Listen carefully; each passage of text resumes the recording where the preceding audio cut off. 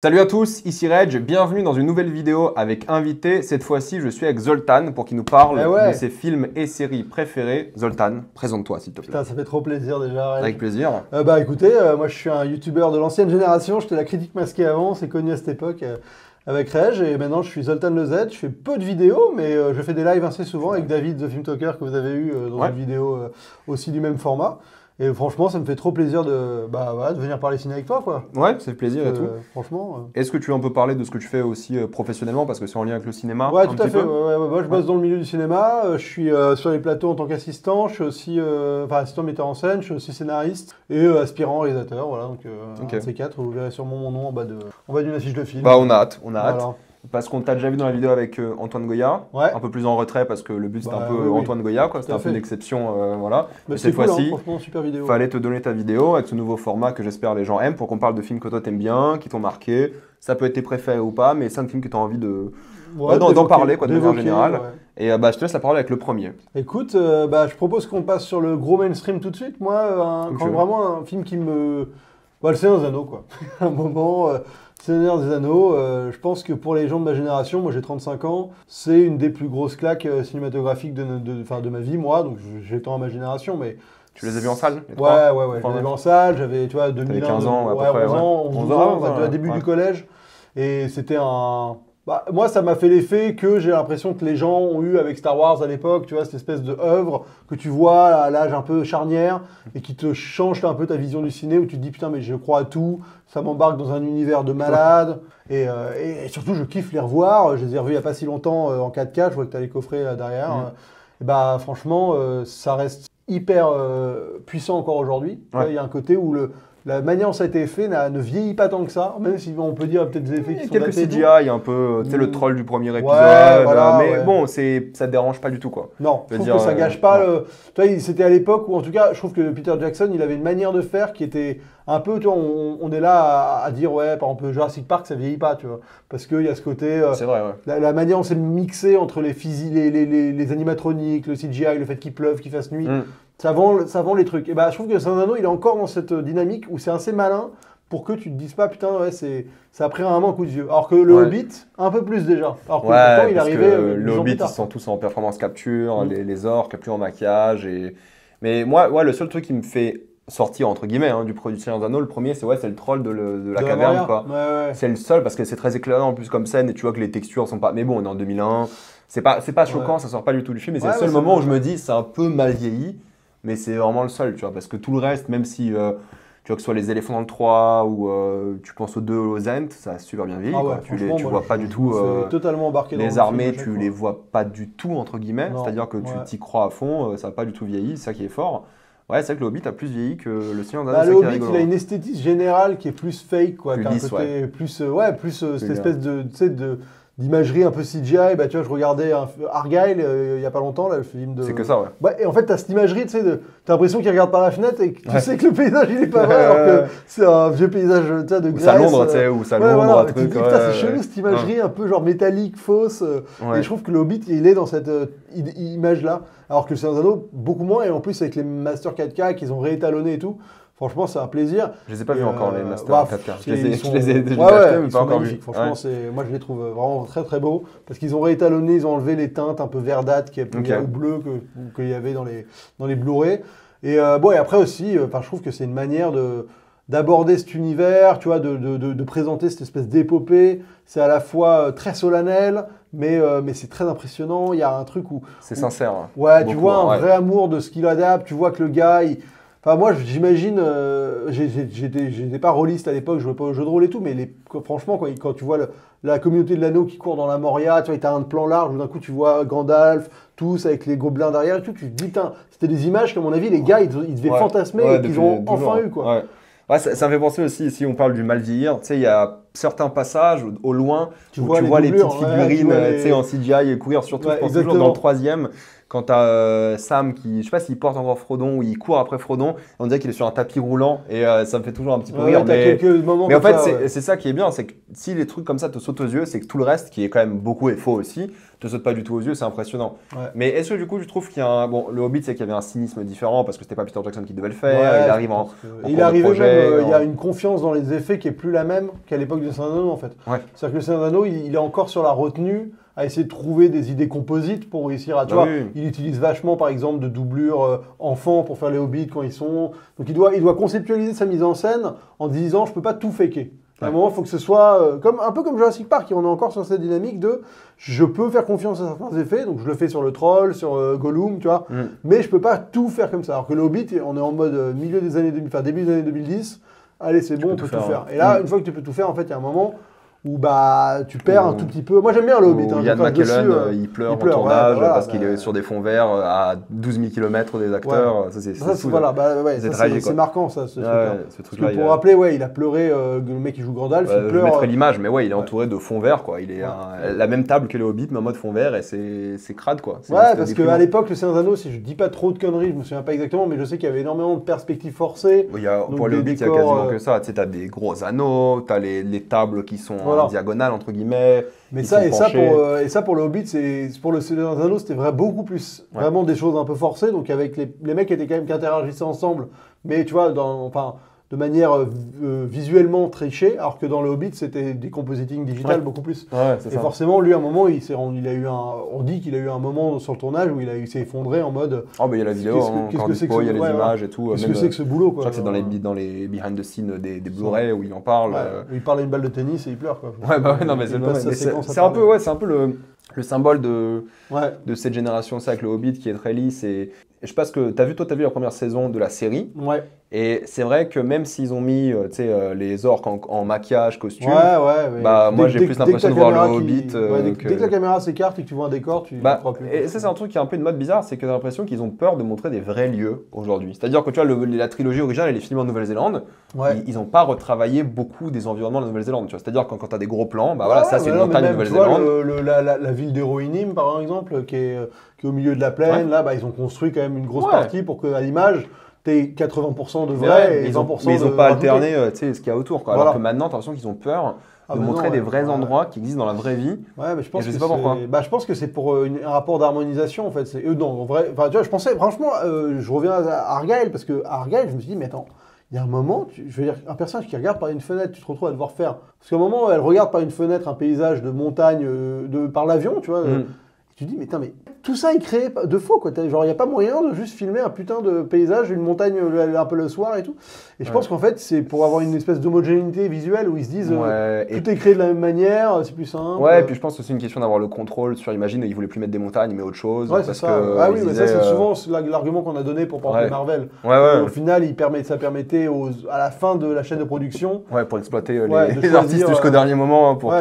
Et de choisir exactement, d'un coup, en fait, on voudrait que ce soit ça. Parce que finalement on s'est mis d'accord au dernier moment et ça c'est sûr que ça en pâtit un peu je trouve que cette esthétique moi elle me gêne, franchement honnêtement elle me dérange aujourd'hui et j'ai pas ça dans le Seigneur des Anneaux. Ça dépend des œuvres, tu vois Argyle ça m'a pas dérangé parce que j'ai assumé le côté esthétique et j'ai vécu le truc, ça m'a pas gêné. Mais oui, tu vois, moi la série me gêne, par exemple, le Seigneur des Anneaux. Parce que surtout qu'ils ont décalé de la Nouvelle-Zélande à Londres, mais du coup parce qu'ils font que des studios à Londres. Tu vois, ou peut-être il y a des forêts, un truc, mais tu vois la saison 2 à Londres, au Royaume-Uni quoi.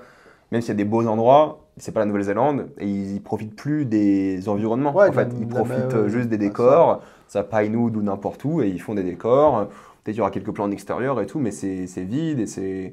Je pense que les gens le font avec du sérieux et de l'amour pour les œuvres. Mais visuellement, on dit que tout est faux, quoi, tout le temps. Et ça, c'est un peu tragique, quoi. Le Seigneur des Anneaux, déjà, cette idée d'avoir pris la Nouvelle-Zélande et d'avoir considéré que c'était la Terre du Milieu, tu vois, c'est une démarche qui, aujourd'hui, ça paraît une forme d'évidence, mais à l'époque, fallait oser se dire, en fait, là-bas, j'ai tout pour créer cette Terre. Et c'est vrai que, t'as des environnements qui sont, quand ils sont dans la montagne, c'est magnifique. Quand ils sont dans les plaines, c'est magnifique. Enfin, à un moment, la comté, c'est magnifique. Et tout est là, et c'est fou quand tu regardes les gens qui voyagent, qui regardent des comparatifs et tout.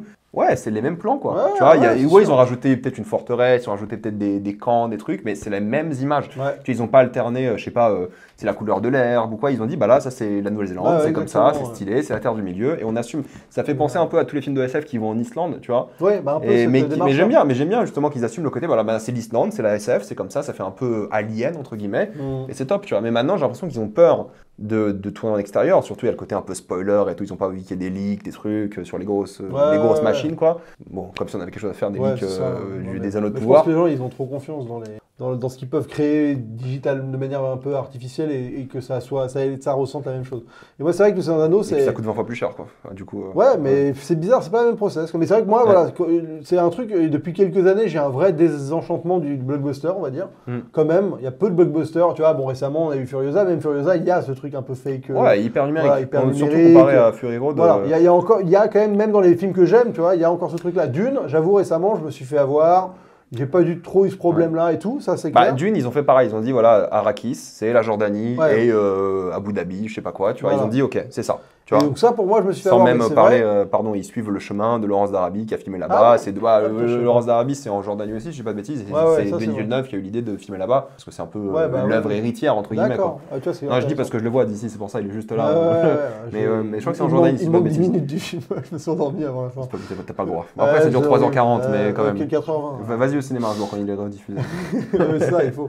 Et donc tu vois, mais à part ces quelques exemples, le reste, je suis un peu sur ma faim à chaque fois, il y a un truc qui me gêne, et de revoir Le Seigneur des Anneaux il n'y a pas si longtemps, ça m'a fait plaisir, ça m'a ramené vraiment à une époque où j'étais investi dans les blockbusters, dans les films, j'y croyais, j'étais là. Et même, je trouve que, toi, on parle de tout ça, mais même juste l'action, la manière dont ils filment l'action, c'est jouissif, c'est lisible, il y a une scène d'action, il y a peu d'événements, mais chaque événement a d'impact et suffisamment marquant pour que je m'en souvienne et que ce soit stylé. Ouais, et puis il a maîtrisé le fait d'avoir des mini-narrations ou des mini-arcs dans chaque bataille. Mais même, tu vois, j'avais vu repasser sur les réseaux, il y a ce plan du premier film, tu sais, quand je crois que les orques vont retrouver Boromir. Tu sais, ils sont dans la forêt, ils courent tous, c'est ta caméra qui traverse les arbres. Et tu dis, ça dans les Anneaux de pouvoir ou dans le Hobbit, enfin le Hobbit, il faudrait que je le revoie pour voir s'il y a ce genre de truc. Mais en fait, tu sens qu'il y a un gars qui vient du cinéma indépendant qui s'est dit, mais il me faut des trucs géniaux, quoi. Alors que maintenant, tu as l'impression que tout est vraiment studio et tu as plus cette liberté de mouvement. Surtout que maintenant, c'est les Anneaux de pouvoir quand on fait cette vidéo. Enfin, moi, je suis en plein dedans. Du coup, je vois les trucs où je me dis, bah, je sais que c'est une série, d'accord, mais bon, il y a un moment, tu peux mettre de l'authenticité, dans les mouvements de caméra, dans des trucs. Ouais, mais si t'es pas en décor naturel, déjà, tu peux pas, quoi. C'est mort. Tu rentres dans des contraintes qui. Et même les décors naturels de la série ou autre, tu sais pas s'ils sont naturels tellement. Alors que le Seigneur des Anneaux, tu regardes n'importe quelle scène, quasiment toutes les scènes, tu peux deviner, quoi. Moi, là, franchement, le Seigneur des Anneaux de la saison 1, à la fin, ça m'a fait de la peine, là, quand il y avait l'espèce de. Enfin, tu sais, si je me souviens bien, toute l'histoire, c'est que. Ils viennent sauver un village d'hommes ou je sais pas quoi, et tu te retrouves avec une armée de 40 pélos. Ouais, oui, c'est ça, toute votre saison est tournée sur cette armée de merde. Alors que dans le film, il y avait des armées de 3000 mecs. Non, mais dans saison 2, il y a plus de gens, plus d'effets, et ils ont fait un début de saison 2 plus calme pour faire des grosses batailles à la fin, quoi. On est à l'épisode 5 là quand on fait cette vidéo. Mais c'est vrai, mais ouais, le côté authentique, unique, et moi je vais te poser la question, ça fait quoi de les avoir vus année après année, au cinéma?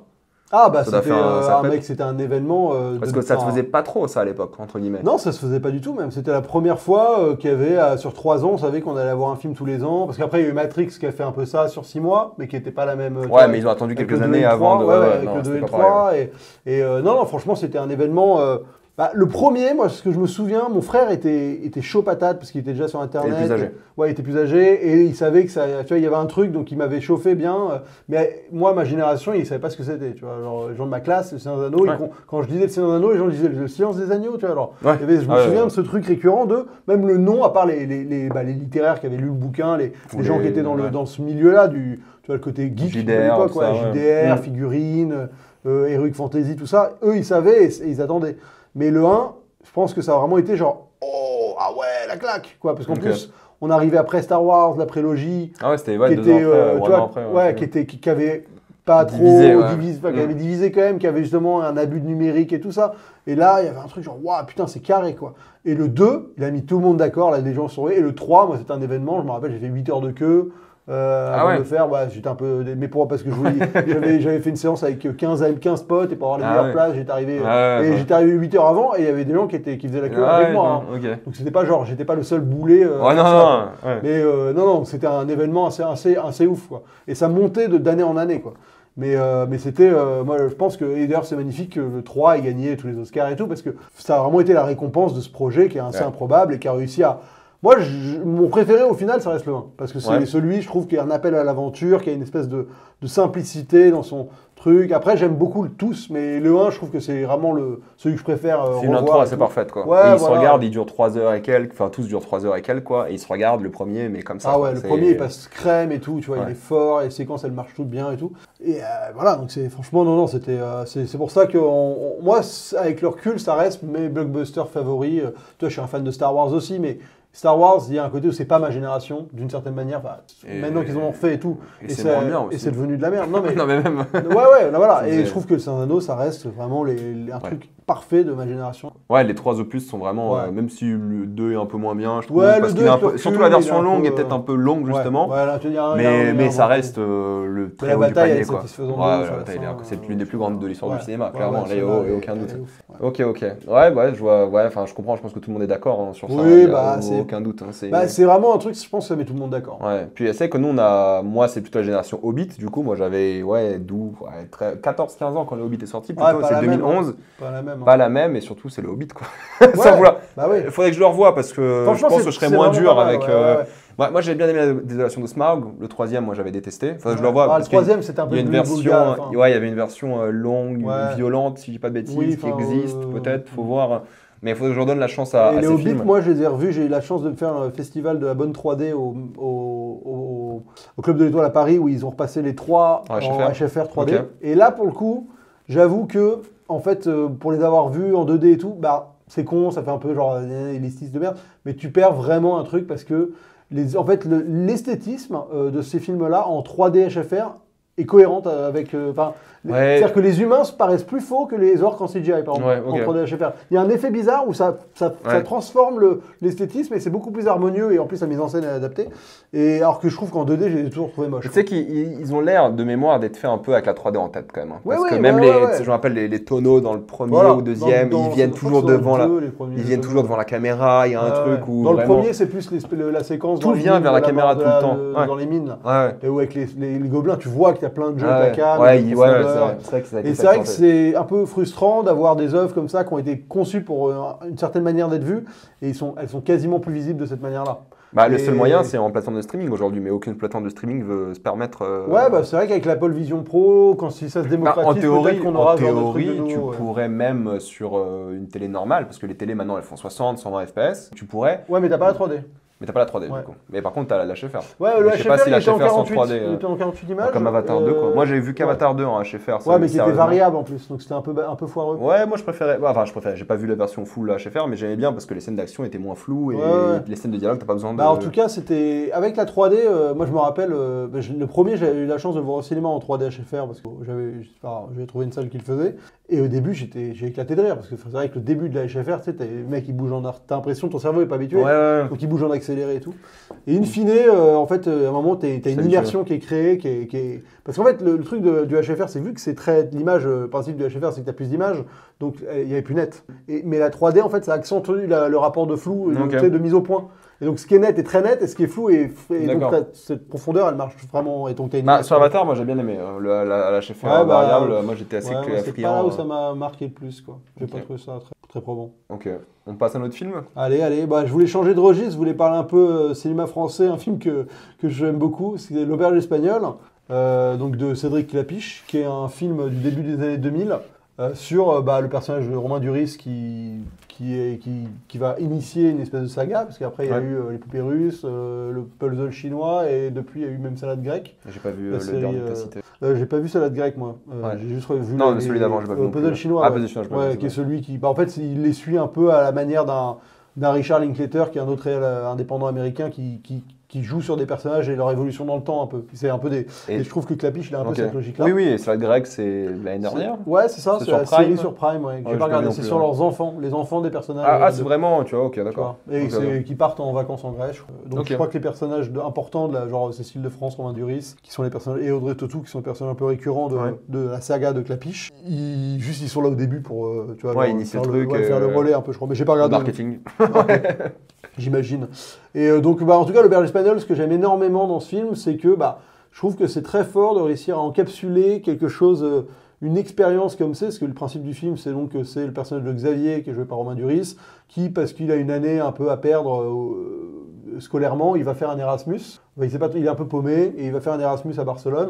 Et donc, tu vas vivre de manière assez chronique l'année de ce mec à Barcelone, qui va intégrer une coloc avec 5-6 nationalités différentes. Et il n'y a pas vraiment d'enjeu dramatique autre que, c'est une année et il se passe des péripéties, il y a différentes histoires qui se créent, il couche avec la femme d'un mec... voilà, il y a pas beaucoup d'enjeux quoi au final. Non, c'est ça, c'est pas un film où tu te dis. C'est vrai que maintenant que tu le dis, ça fait beaucoup penser à Linklater. J'ai jamais fait le lien entre moi, Klapisch c'est ce que et j'aime bien. Linklater. J'adore Linklater. Ouais. Et je trouve que Klapisch en tout cas sur ce film-là, a vraiment réussi à être au niveau de ce que Linklater fait aussi. Ouais, je dis pas, tu vois. Et ça fait partie de ces films. Moi, je les appelle un peu les films. Tarantino, il a un mot pour ces films-là. Il appelle ça des hanging around movies. C'est genre les films. Les films où tu as envie de traîner. Avec les persos, quoi. Ouais, il y a un côté, c'est des films de traîne où tu as envie de traîner avec les gars, quoi. Ouais. Et tu le mets, tu as l'impression de traîner avec eux pendant le temps du film. Et je trouve que L'Auberge espagnole, c'est un vrai film qui fonctionne à fond là-dessus. J'ai toujours eu l'impression de savoir ce que c'était de faire Erasmus à Barcelone, alors que je l'ai jamais fait. Ouais, c'est vrai. Tu vois, et pourtant, j'ai l'impression d'avoir vécu un peu le truc. Et je trouve que c'est vraiment ce que le cinéma arrive à faire de fort quand tu arrives à dépouiller ton histoire de conflits, de dramaturgie et de réussir à t'amener juste dans le rapport sensoriel de juste tu traînes et t'y crois quoi. Ouais, il y a des conflits, mais c'est pas des conflits de vie ou de mort quoi. C'est des trucs très basiques de la vie de tous les jours quoi, qu'on peut avoir un peu dramatisé, mais c'est ça qui est bien. Et surtout, il y a le côté, il a pris une expérience de niche au final, qui était sa sœur. Parce que en France, il y a eu, je crois, que 1 million d'Erasmus depuis le programme. Donc toi, t'as fait Erasmus. Moi, j'ai fait. Il a pris une expérience de niche et l'a rendue universelle. C'est ça qui est fort, tu vois. C'est un truc qu'on peut tous imaginer. Je crois que c'est le film qui a fait exploser les demandes d'Erasmus à partir des années 2000 et tout le monde. En tout cas, c'est un film assez influent là-dessus. Et toi qui as fait Erasmus, par exemple, est-ce que toi, t'as un rappel, ce film arrive à t'évoquer les trucs que tu as vécu ou pas? C'est la même chose, quoi. Ouais, c'est ça. En fait, c'est vraiment. Toi, quand t'es en Erasmus, t'es pas avec des Français, t'es avec des Européens. Non, moi, je vis en coloc avec 2 Espagnols en plus. Donc, en plus, si vous vivez avec des Espagnols, votre appartement devient l'ambassade espagnole de Pologne. Moi, j'y étais. Donc, il y a genre 20 Espagnols tout le temps chez toi. Et puis tu te fais des amis, moi que je vois encore aujourd'hui, tu vois, quand je voyage en Europe, c'est souvent pour les voir, d'Allemagne, donc ça retrouve l'esprit d'après des poupées russes où ils se baladent c'est ça, c'est exactement ça. Ses différents potes. En fait, il comprend la vibe et l'ambiance du truc. Mais t'as vécu aussi, toi t'as fait Canada, Japon. Ouais, mais pas avec Erasmus. Non, mais c'est des programmes bilatéraux, c'est la même chose. C'est la même chose. Je comprends, moi j'ai fait. Non, mais je veux dire, Erasmus c'est juste le nom d'un programme, mais sinon c'est la même chose. Oui, bien sûr, tout le monde. Parce que moi j'avais pareil au Canada, je faisais une coloc et j'étais avec 11 nationalités différentes. On était 12, il y avait 11 nationalités, tu vois. Donc c'était un espèce de melting pot et c'est vrai que c'est des détails, tu vois, mais par exemple ils laissent tous leurs mots sur un carnet à côté du téléphone si jamais on les appelle, tu vois, c'est ça, parce qu'ils n'ont pas les portables à l'époque et tout. Et donc quand quelqu'un décroche, ils disent tu veux parler à Xavier? Avec Xavier, il a un message en disant où il est, tu vois. Et donc tu as la fameuse scène de l'anglaise qui dit il est à la fac. À la fac, genre, elle est surprise après d'avoir Xavier quand il rentre, elle dit j'ai dit que t'étais à la fac, c'est quoi la fac? Tu vois, elle dit non la fac, la fac, ok, la faculté, ok, tu vois, c'est des détails, mais ça me ramène à. Faut que je le revoie parce que je me rappelle vraiment de la vibe, de l'ambiance du film, mais les blagues comme ça, je me rappelle plus du tout. C'est plein de petits trucs et après il y a une séquence que j'adore, qui est la séquence en boîte de nuit sur Aerosmith, la chanson de Daft Punk qui est la deuxième de. Ouais, je sais. Bref, c'est une chanson, un riff de guitare. Aerosmith, je crois, non? Je sais plus. Cette chanson ils sont dans une boîte de nuit, tu sens que c'est tourné à l'arrache dans la boîte de nuit avec un peu ghetto. Parce qu'en plus c'est un des premiers films un peu à avoir été tourné et monté en numérique en France. Donc c'est assez. Il a voulu capturer une manière de faire qui était un peu nouvelle et qui va se démocratiser. Exactement. Et franchement, ça fait partie de ces films où dès que je me sens un peu un coup de blues ou je sais pas quoi, je sais que je peux me mater l'auberge espagnole et ça me remonte bien le moral. Ça me fait voyager, je trouve ça hyper charmé. Et c'est un film qui passe très très bien, justement, si vous voulez faire découvrir un peu des films français aux étrangers. Aussi, parce que parce qu'il y a beaucoup d'anglais aussi. Voilà, c'est un film, il y a beaucoup d'anglais et ça parle à tout le monde. Donc si un jour vous faites une soirée, vous êtes avec, vous voulez montrer un film à Mais des gens de je sais que le film est connu en Espagne, parce que mes colocs est très connu en Espagne d'ailleurs. Mes colocs le connaissaient, tout le monde en parlait. Parce qu'on a eu cette discussion un jour, parce qu'il y a un autre Français qui m'a dit, bah moi je fais Erasmus parce que l'auberge espagnole et tout. Et tu vois, c'est marrant parce que moi je l'ai fait l'Erasmus en 2019. Ouais, donc 20 ans après. Quoi. Ouais, 2019, donc 20 ans après, il y a quand même des gens qui disent, mais j'ai envie de faire Erasmus parce qu'il y a l'auberge espagnole, quoi. Tu vois, 20 ans, puis après le truc, quoi. Parce que leurs parents l'ont fait ou un truc comme ça, parce qu'ils ont eu l'auberge espagnole. On a ce stade-là, tu vois. C'est un film qui a marqué, quoi. C'est vraiment un truc générationnel aussi. Et c'est ça que j'aime bien aussi, j'aime bien les films générationnels, les films qui arrivent à encapsuler, à capturer une époque. Un moment dans une vie assez unique, parce que ça reste une expérience, comme je dis, de niche, unique, mais qui parle à tout le monde, quoi. C'est ça qui est fort, que vous ayez fait ou pas Erasmus ou un échange, il y a un truc où ta vie échange parce que d'un coup tu parles anglais avec tout le monde. Exactement. Et t'arrives dans un endroit où, en fait, personne ne connaît, quoi. C'est ça qui est marrant, parce que nous, on était à la fac, dans ma licence, on était 300 Erasmus, enfin, dans toute la fac, pardon, on était 300, et personne ne connaît. Ouais. Tu vois, personne connaissait la ville, personne parlait polonais, c'est ça qui est bien. C'est ça qui est hyper grisant quand tu arrives dans un nouveau pays, dans ce contexte-là, c'est que tu as une espèce de... franchement, tu as l'impression que tu découvres un monde qui était... Enfin, le monde, d'un coup, il s'étend, quoi. T'as un truc genre... Mais en communauté, quoi. Ouais, en communauté. D'un coup, tout est nouveau et en plus, tu partages des trucs avec tout le monde. Et en fait, les liens, ils se créent d'une manière très différente que dans ton quotidien parce que, en fait, t'es avec d'autres gens à découvrir des trucs que tu... c'est hyper fort. Moi, c'est des trucs que j'ai vécu plusieurs fois dans ma vie. Parce que j'ai pas mal voyagé quand j'étais étudiant, justement, parce que j'étais en quête de ce... notamment dû à l'auberge espagnole. Moi, mon parcours scolaire, étudiant, il a été façonné par le fait que j'avais envie de vivre ces voyages à l'étranger, ces découvertes, ce choc des cultures. Et après, souvent, on dit que c'est un film, que Clapiche n'est pas un grand réalisateur d'images.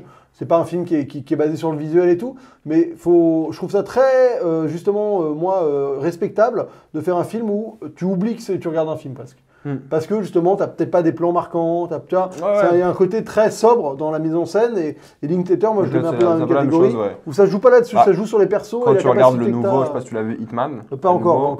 Il n'y a aucun plan qui est joli, tu vois. Non, mais Linklater, c'est pas un réalisateur d'images, réellement. Quoique, parce que je vois les before ici, les before, ils ont quand même des séquences qui sont assez imagées, mais c'est différent. Mais c'est que dans tout. Mais en vrai, Boyhood aussi, il y a pas mal de séquences qui sont très imagées, très symboliques, très belles. Mais c'est que son dernier, là, pas trop, pour le coup. Pour moi, c'est un mec qui se concentre sur les personnages et leur capacité d'interaction. Et c'est là-dessus qu'ils tirent leur force. Et je trouve que c'est des réals que j'aime beaucoup, tous ces mecs-là. Des mecs comme Linklater, des mecs comme Clapiche, des mecs comme John Carney, qui est un Irlandais qui fait des films musicaux. Il y en a un qui est sur Apple il n'y a pas longtemps, qui s'appelle Flora and Son. Ça c'est lui qui l'a fait? Ouais. J'ai pas vu ça. C'est vraiment très cool. Pareil, lui, c'est un rapport musical, vraiment. Ouais, j'ai vu les 3 précédents, voilà, là. Sur la les trilogie de la musique qu'il a fait. Un peu avec, et là, c'est la même chose?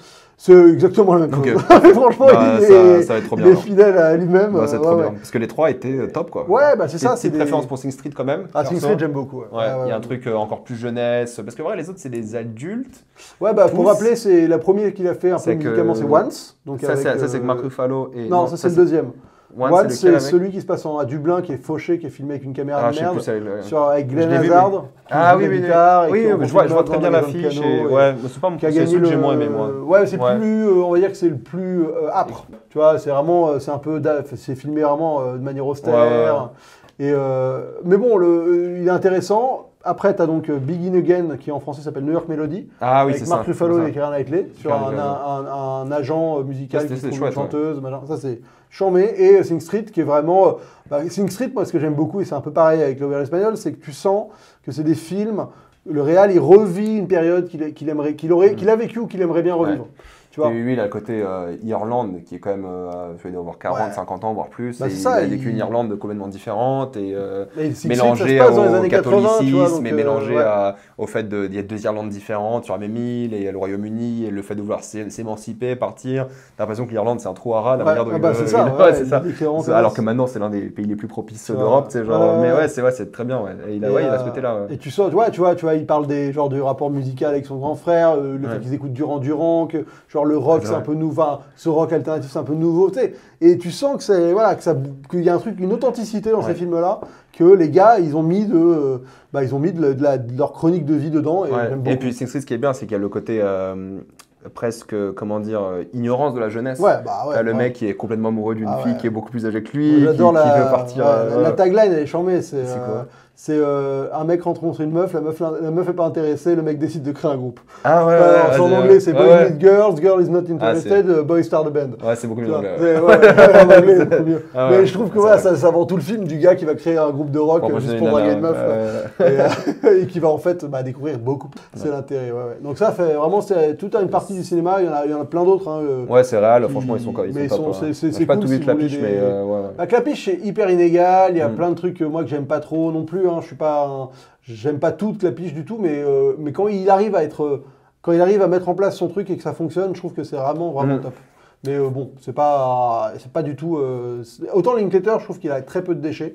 Tu vois, Richard Linklater, vous prenez tous ces films que j'ai vus, j'ai toujours trouvé un truc vraiment intéressant. Pas tous vu, moi. Bon, moi non plus, parce qu'il en fait beaucoup. Il en fait quasiment par an. Il en a des beaucoup moins connus. Il refait un Boyhood sur plusieurs années avec. Et ils ont sur 20 ou 30 ans, on m'a dit. Et là, le prochain qu'il fait, parce qu'il a été tourné à Paris, c'est sur le tournage de À bout de souffle. Ouais, c'est ça. Ouais, c'est avec. Je me rappelle. Il a commencé le tour. Il a fini. Il a fini. Je me rappelle. Ça a été tourné cet été, exactement. Ouais, je me rappelle. C'est marrant comme choix, ça. Ce qui me fait marrer dans cette anecdote, c'est donc le tournage d'À bout de souffle. Donc, t'as un mec qui est supposé jouer Belmondo.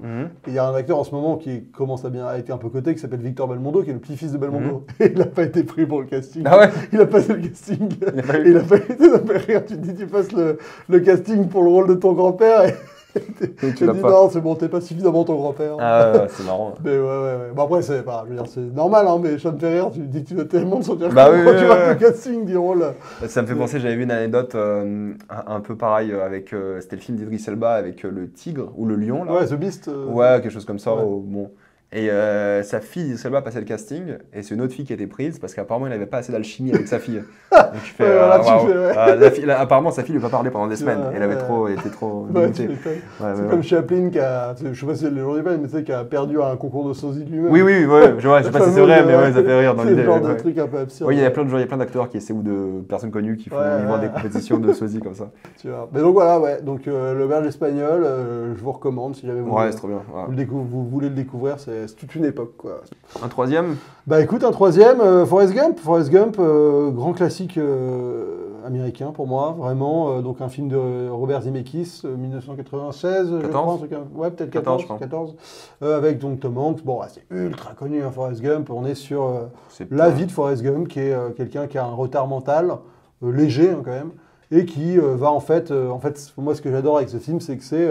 Comment raconter un pays sur 40 ans c'est un peu pour moi, j'ai toujours vu ça comme une adaptation de Candide, de Voltaire. Ouais, c'est une fresque d'une époque importante pour les États-Unis. C'est de la guerre froide au... Ça commence avec les années 50 et ça termine avec les années 90. C'est entre guillemets, c'est presque l'âge d'or des États-Unis. C'est avant le 11 septembre qui a beaucoup changé le cinéma américain. Et après la Seconde Guerre mondiale. Donc c'est de la guerre froide aux années 90 qui était la période harmonieuse des États-Unis. Exactement. Même le cinéma se faisait presque chier, quoi. Il y a un peu cette blague sur ça. Mais ils font des films comme American Beauty où genre tout le monde se fait chier. Et puis après le 11 septembre, c'est plus du tout les mêmes films. Maintenant ils ont des problèmes, tu vois. Mais avant on allait chercher des tragédies de l'époque parce que l'époque, les années 90 aux États-Unis c'était spécial en termes de cinéma. Il n'y avait que des thrillers érotiques. C'était genre vraiment le genre. La vie était bonne, quoi. Vous faites chier, vous avez besoin de meurtre et de cul. C'est tout ce qu'il faut, on va vous offrir ça, tu vois. Tellement vous emmerder. Non, mais donc Forrest Gump, je trouve que c'est. Moi, j'ai toujours fantasmé de me dire comment tu pourrais faire un bon Forrest Gump en France, pour la France, parce que c'est le pays que je connais le mieux. Mais bon, en tout cas, celui des États-Unis, j'avoue que ça brasse tellement de choses et moi, j'adore redécouvrir et me rappeler que putain, il y a ce détail là, c'est vrai que il invente le sticker shit's happened, il fait le smiley, tu vois, il y a des parts dans Apple, à la fin, tu vois, enfin plein de petits micro détails comme ça. C'est lui qui appelle, qui prévient le Watergate, tu vois, parce que moi il est dans un hôtel, tu vois, c'est des micro détails, tu oublies, quoi, parce qu'il est dans un hôtel, il voit des gars chercher dans l'hôtel d'en face, je même plus. avec des lampes torches, et il appelle la sécurité, et je crois qu'il y a des gens qui ont plus d'électricité dans leur immeuble. Et après il dit, et bizarrement après ce coup de fil, j'ai vu les infos que ça a mis en péril par le président de démissionner. J'avais plus du tout de détails. Et ça en fait, il y en a vraiment plein. Et je trouve que c'est hyper savoureux, quoi. Moi, c'est un film que, au-delà du rapport Là, c'est pour vraiment le côté primaire de ce qui me plaît, c'est que c'est savoureux, c'est que je redécouvre des trucs, il y a plein de détails, l'action est fluide, c'est hyper bien interprété. C'est satisfaisant aussi, t'as ce côté, tu découvres une époque via un truc absurde à mort, le snake qui est dans toute l'histoire des États-Unis et qui cause tous les... qui fait rien, qui est à la fois passif et il fait tout en même temps, quoi. Qui va du Vietnam au mouvement des hippies. Il va en Chine jouer au ping-pong. Il a une vie, c'est la vie de Forrest Gump, c'est devenu limite un sketch, un cliché quoi. Et après, au-delà de ça, je trouve que émotionnellement, c'est un film qui marche très fort parce qu'il y a un rapport à l'amour, c'est un film qui parle du sida, qui parle de la paternité, qui parle de la différence et qui est, je trouve, assez émouvant. Moi, j'avoue que moi, il y a une scène qui, la dernière fois que je l'ai revu, m'a vraiment happé, c'est quand il parle avec son fils, je crois, et je crois que la mère est morte déjà, ou un truc comme ça. Il y a déjà eu ça, et il raconte les couchers de soleil qu'il a vus quand il courait. Enfin, tu vois, et c'est vrai que ça te ramène... Il y a un truc hyper sincère de l'émotion de, en fait, c'est important d'apprécier les belles choses dans la vie, tu vois. C'est cliché, c'est con, mais c'est tellement raconté avec une forme de sincérité que ça me touche vraiment, vraiment fort. Et en plus de ça, c'est un film qui techniquement est ultra impressionnant. Parce qu'il y a des effets spéciaux dans tous les sens qui sont vraiment invisibles. Invisibles, qui ont été hyper novateurs. Tu vois, le lieutenant Dan qui n'a pas les jambes. Il y a un nombre d'idées qui ont été mises en place pour faire vendre ce truc-là, parce que c'est des jambes qui ont été effacées numériquement. Et à chaque fois, ils te mettent un élément au milieu de la pièce, là où ces jambes devraient être. Limite, ils se la pètent. Regarde, on a enlevé la table, je sais pas quoi. Ils ont fait la table en CGI. C'est ça, ils ont plein d'idées comme ça pour vendre en plus les effets, les incrustations quand tu le mets dans les archives. Le fait qu'il joue au ping-pong, la plume, enfin, c'est vraiment les effets spéciaux comme on n'a pas l'habitude en fait de les voir tant que ça. Tu vois, des effets spéciaux au service du quotidien, au service de la sublimation du réel. Et ça, franchement, c'est un truc que je trouve assez admirable. Et après, il y a une polémique sur ce film. C'est Jenny. Ouais, c'est en fait, globalement, pour beaucoup de gens, c'est un film de réac. Parce que c'est un film qui raconte que être hippie, contestataire... globalement, ça te conduit à la débauche et la mort, alors que être conformiste et suivre les ordres qu'on te demande, tu vois, qui est Forrest Gump, qui est un mec qui fait que ce qu'on lui demande au moment où on lui demande, et c'est ce qui te permet de finir heureux. Enfin, tu vois, il y a cette espèce de... Moi, j'ai jamais abordé le film de cette manière-là, parce que pour moi, c'est pas une thèse là-dessus. Tu vois, genre, je sens pas que le film essaie de me dire, genre, faut pas être Jenny. Je pense que le film essaie juste de me dire, c'est Jenny, elle a vécu tout ça, et c'est son parcours. Tu vois, mais je veux dire, les problèmes de Jenny, c'est pas le mouvement hippie ou autre. Ça commence comme ça. Non, mais ça commence parce qu'elle est dans ce délire-là, mais c'est juste qu'elle a vécu des abus, que ça l'a rendue d'une certaine manière, qu'elle a vécu des choses horribles. Donc c'est pour ça qu'il y a plein de gens qui détestent Jenny. Parce qu'ils disent, c'est la méchante de l'histoire et tout. Et peut-être au premier abord, quand tu vois le film, tu te dis, on dirait peut-être un peu une connasse et tout. Mais quand tu réfléchis au film et ce qu'elle a vécu, elle n'est pas détestable du tout, quoi. Ah, moi, je suis hyper touché par elle. Bah oui, je trouve que c'est. En fait, pour moi, c'est la seule qui est au cours. C'est un peu l'opposé de Forrest Gump. C'est pour ça que je pense pas que c'est réac, dans le sens où c'est l'opposé de Forrest Gump, où lui, tout se passe bien pour lui, quoi qu'il fasse. Peu importe. Et elle essaie de faire du bien. Elle essaie mais malheureusement, la vie lui tombe dessus et c'est juste.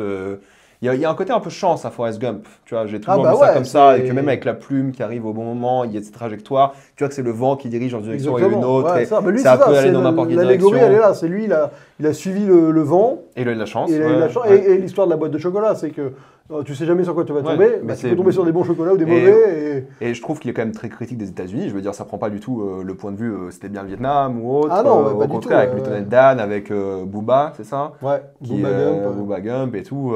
Et justement, le Forrest Gump, il passe sa vie à rendre hommage à des gens qu'il a connus, qui sont morts pour rien, en fait. Ouais, c'est ça, il est que dans la souffrance, il convertit la souffrance des autres en positif. Ouais, parce qu'il ne se rend pas compte qu'il souffre, lui, il a pas ce... Du recul-là, ouais. Mais donc c'est ça qui est intéressant, donc moi je le vois pas comme un film de réac.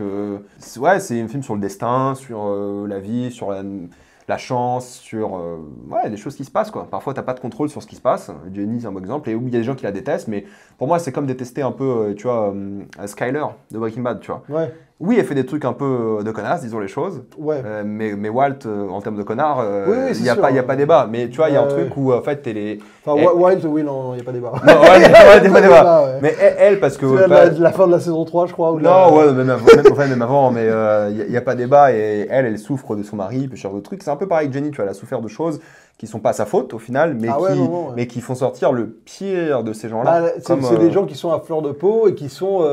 Jenny, le truc, c'est que oui, elle se fait embarquer dans des vices elle cherche à combler quelque chose, et en fait, cette manière de combler, ça vient par la recherche de l'expérimentation. Ouais, puis c'est quoi? C'est ses parents qui la frappaient? Également, son père, on pense même qu'il faisait pire. Qu'il abusait d'elle, vraiment. Parce qu'il est horrible. Et après, forcément, elle va avoir un rapport aux hommes où en fait, il y a un côté un peu... c'est un peu peut-être cliché, je sais pas ce que ça représente, mais il y a le côté un peu autodestructrice, tu vois, de cette espèce de recherche en pertinence, enfin quand on t'a habitué à te faire mal, t'as ce truc-là de recherche de la destruction, quoi. Et au final, elle va mourir du sida parce que elle aura vécu un peu la drogue des années 80, et donc ça, on peut, de fil en aiguille, on imagine que c'est un peu ça. Quoi. Mais je trouve que moi c'est un film que j'aime beaucoup la naïveté du personnage et le concept, et c'est un bouquin que j'ai jamais lu, mais je suis surpris de voir comment est le bouquin. Okay. Et en tout cas, je trouve que ça fait partie des grandes œuvres qui permettent de parler d'un pays et d'une époque de manière hyper divertissante. Tout le monde l'a vu, il est sur Netflix. Oscar du meilleur acteur, donc c'est peut-être du meilleur film. Le film, c'est pas 94, c'est pas l'année où il y avait... Non, c'est plus tard. C'est 97. C'est l'année Soldat Ryan. C'est l'année Soldat Ryan. Mais étonnamment qu'il a fait deux Oscars d'affilée. Il a fait Philadelphia et Forrest Gump. Ouais, sacrée décennie pour lui aussi. Ah ouais, c'était le... il était fort. Franchement, Tom Hanks, c'est pas loin d'être le GOAT. Hein. Je veux dire, il est quand même... moi, j'avoue, peut-être ce qui lui manque, c'est le côté peut-être un peu plus... je sais pas, un peu... là, il a joué un méchant dans Elvis, c'est un des rares méchants qu'il a joué. Ouais, mais bon, il est sous tellement de maquillage, costume, il fait un accent tellement forcé que, bon, t'es un peu... oui, il joue un méchant, mais c'est vrai qu'il est pas... Mais sinon, il a jamais joué trop de méchants. Ouais. Non, mais ouais. C'est à cause de Forrest Gump, la comédie Big, c'est quoi Big c'est son premier. Big, c'est un peu après quoi. C'est juste Big, c'est avant. Ouais, Big c'est les années 80, au milieu des années 80. Ah ouais, je pensais que c'était un peu genre début 90. Non, il a eu toute une phase aussi comédie romantique avec les genre. C'est comme ce qui est devenu célèbre quoi, de toute façon. Ouais, ça Sleepless à Manhattan, enfin. Seattle. Après, il a quand même fait ça, même l'année 2000, You Got Mail. Ouais, You Got Mail, ça c'est toute cette période-là, mais même le Terminal, je l'ai revu il n'y a pas si longtemps. C'est 2006 Ouais, 2004, je crois. C'est un peu comédie romantique quand même aussi. Un peu. Il a fait beaucoup de Spielberg aussi, c'est vrai. Il a eu une phase Spielberg. Ouais, même. Pas tant, il n'a pas fait tant. Il a fait Soldat Ryan, il a fait Terminal. Catch Me If You Can. Il a fait Catch Me If You Can, et récemment il a fait Pour des espions aussi. Oui, Just Spies, Et je crois que c'est à peu près tout. C'est quand même pas mal. 4 Spielberg, c'est en 20 ans. Tu vois, donc il a eu une grosse phase de Spielberg. En 20 ans, c'est pas mal. C'est vrai. C'est vrai qu'il alternait un peu Tom Hanks, Tom Cruise à une époque avec cette phase où il avait l'un ou l'autre dans un film. Ah non, mais voilà, c'est un film que je trouve, franchement, ça fait partie de mes films préférés parce que c'est à la fois beau, émouvant, sincère. Et j'aime bien, Zemeckis, c'est vraiment un réal que j'apprécie beaucoup. Et je trouve que là, il était au summum de sa maîtrise. Ok. Un quatrième, du coup? Ouais, on va au Brésil, on parle de La Cité de Dieu. Ouais. Ça, c'est vraiment un film que j'adore. Donc, La Cité de Dieu, ça rejoint un peu Forrest Gump dans le sens où c'est aussi une fresque du qui raconte un lieu. Donc là, c'est une ville qui est plus ou moins une favelas. C'est Rio dans le film? Ouais, c'est à Rio, c'est une des favelas de Rio. Ce que j'aime bien, c'est que tu sais, entre la. C'est la Cité de Dieu. C'est la Cité de Dieu, exactement. Mais ça évolue entre. Ça passe de plusieurs époques. En fait, je crois que c'est divisé en 3 grosses époques. Je ne dis pas trop de bêtises, je me souviens plus exactement. Tu le vois beaucoup par la musique. Ouais, dans le film. Il y a une phase disco un peu. Ouais, il y a une phase disco. Au début, c'est vraiment la phase où ils sont gamins. De toute façon, tu le reconnais parce qu'ils sont gamins. Et après, c'est vrai qu'après, quand ils passent à l'adolescence, c'est un peu plus brouillé les dates. Mais en tout cas, tu sais, entre quand ils sont gamins et après, je trouve que le décor, il change totalement. T'as l'impression que... Ouais, parce que c'est la gentrification, c'est tout ça. Et donc, bref, donc ça raconte, on va dire, je sais pas, 30 ans dans une favelas de Rio. Et c'est un film que je trouve... Vraiment, j'adore parce que j'aime. L'Auberge espagnole, c'est un peu ça. Ça fait partie de ces films qui racontent un lieu. Et je trouve que c'est vraiment des films qui me parlent parce que j'aime bien voir un univers se mettre en place et évoluer. Tu vois, mais en ayant l'impression de rester, moi, statique un peu. Et de voir le truc tourner autour de moi. Tu vois. Et La Cité de Dieu, ça parle de ça. Donc évidemment, c'est un film, ça parle de crime. Il y a un personnage qui est un méchant horrible, qui devient vraiment hyper glaçant. Tu as un montage assez particulier parce que tu commences... le film un peu par la fin, tu remontes dans le temps, tu as des espèces de digressions qui se font à un moment, pendant une phase qui s'appelle l'appartement, où d'un coup pendant 3 minutes ou 5 minutes, tu vas être dans un appart que tu vois évoluer pendant 30 ans, juste un appart, où tu vois les différents dealers qui s'enchaînent, machin. Et j'aime bien aussi que tu sois avec un personnage qui est un personnage témoin. Ça, c'est un truc que j'aime beaucoup dans les films. Parce que c'est un photographe, quoi. Exactement, c'est un photographe. Et ça, c'est un truc que j'aime beaucoup dans les films, où je m'identifie très facilement. J'ai pas nécessairement besoin que les personnages soient proactifs dans l'histoire ou soient héroïques. Moi, j'aime bien, justement, en tant que spectateur, être dans cette position de... Bah, en fait, je suis le mec un peu neutre qui observe le bordel autour de moi, quoi. Et comme ça, il y a un côté où tu prends parti... mais je trouve que c'est une position qui en tant que spectateur, que je trouve assez agréable à avoir. Et dans La Cité de Dieu, je trouve que ça marche vraiment bien. Et ça te montre, bah, évidemment, le Brésil avec sa corruption, sa déchéance, sa violence. Ouais, puis c'est surtout aussi sur la jeunesse volée de ces gamins qui, par leur lieu de naissance, vont avoir la vie qu'ils ne veulent pas. Au final, ils essaient de s'émanciper, mais c'est pas possible parce que la vie les rattrape, ils ne font pas partie, ils n'ont pas d'argent. Leurs parents, ils n'ont pas d'argent, ils finissent tous dans la drogue, dans les meurtres, sur l'amitié aussi. Ils deviennent tous des criminels, des assassins. Assez fort. Ouais, des chemins qui se séparent, quoi. Des chemins communs, mais qui au final se séparent. Et il s'appelle Petit Zek, là. Je sais plus du tout. Bah, c'est les deux amis qui sont amis d'enfance, qui deviennent un peu les barons du coin. Et en fait, pour une histoire de jalousie, ça va partir en couille. Et tu vois à quel point cet environnement toxique peut rendre les gens inhumains, quoi. Et c'est vrai que Zepequeño, il s'appelle l'autre gars. Ça, c'est Benny Zepequeño. Okay. Et je trouve que même le film, il boucle sur un truc que j'aime beaucoup, avec une fin où il y a un côté, genre, c'est un peu un bilan de se dire, en fait, il y aura toujours des méchants. Enfin, il y aura toujours la violence, elle va toujours être reprise par quelqu'un d'autre. C'est pour ça qu'ils reprennent le début à la fin. Je sais plus si c'est exactement la fin, mais au milieu... la toute fin, ça finit justement par, on va dire, une nouvelle génération qui prend le pouvoir sans le prendre, mais de manière totalement un peu balèque, quoi. Ouais. Et tu te dis, en fait, la violence, une fois qu'elle est là, elle sera toujours reprise par d'autres. En fait, ce qui raconte très bien le film, mine de rien, c'est l'affiche. C'est con, mais c'est un gamin avec un gun. Qui a l'air heureux d'avoir le gun, en fait. Et quand tu connais la scène en question, pas jouer comme ça, quoi. C'est ça qui est fort aussi. La scène de l'affiche est un peu différente et avec le contexte, elle est forte. Mais ça qui est intéressant, c'est que, il y a cette jeunesse volée, il y a ce côté où ils ont complètement été à la fois humanisés, mais déshumanisés au fur et à mesure du film. Et puis même en termes de mise en scène, je trouve que c'est très fort, quoi. En mise en scène, on est dans ce truc un peu à la Oliver Stone, avec tu vois un montage assez cut, surtout le début qui commence dans un marché avec des poules et tout, je sais pas si tu te rappelles. C'est ça. En fait, le début, lui, il poursuit une poule et il se retrouve, le personnage principal, au milieu d'une rue entre deux camps qui vont se faire la guerre, quoi. Donc, non, c'est très fort, c'est dur. C'est dur, mais c'est plutôt, je veux dire... Émotionnellement, pas forcément en termes de violence, mais c'est vrai que vu que tu suis cette fraise de deux personnes et que, tu vois, il se passe ce qui se passe, quoi, je trouve que c'est dur, quoi. Et c'est dur parce que tu as l'impression que, entre guillemets, Dieu les a abandonnés, quoi. C'est ça qui c'est un peu tout le propos. Il y a un côté à la religion qui est très utilisé, je trouve aussi, par rapport aux croyances, par rapport à différents décors qui ont été pareil par rapport à la croyance et ce qu'ils ont dedans et tout. Mais c'est vrai que c'est un peu, tu sens que c'est un peu l'école Tarantino quand même. Tu vois, moi c'est un peu pas marqué comme ça. Moi j'ai toujours vu ça comme des espèces de dérivés un peu du style tarantinesque, un peu comme j'ai toujours un peu assimilé ce film à ce que faisait Guy Ritchie au début. Tu vois, ça ressemble pour moi à Crémer et Botanique, ce côté genre. C'est hyper rythmé, c'est plus rythmé qu'un Tarantino, tu vois, que Pulp Fiction et tout. Mais par contre, tu vois, Tarantino, il est capable d'un coup faire une parenthèse de 5 minutes sur un personnage en te le présentant depuis le début, en te mettant une voix off pour te raconter et tout. Et lui, il fait pareil. Par exemple, tu vois, à un moment, il y a un mec qui s'appelle Lecoq, je sais plus comment, Harry Lecoq, un truc comme ça. Et il va te présenter le perso avec son background, comme tu vois, avec une voix off qui te narre les moments clés. C'est des espèces d'autorisation de liberté de narration.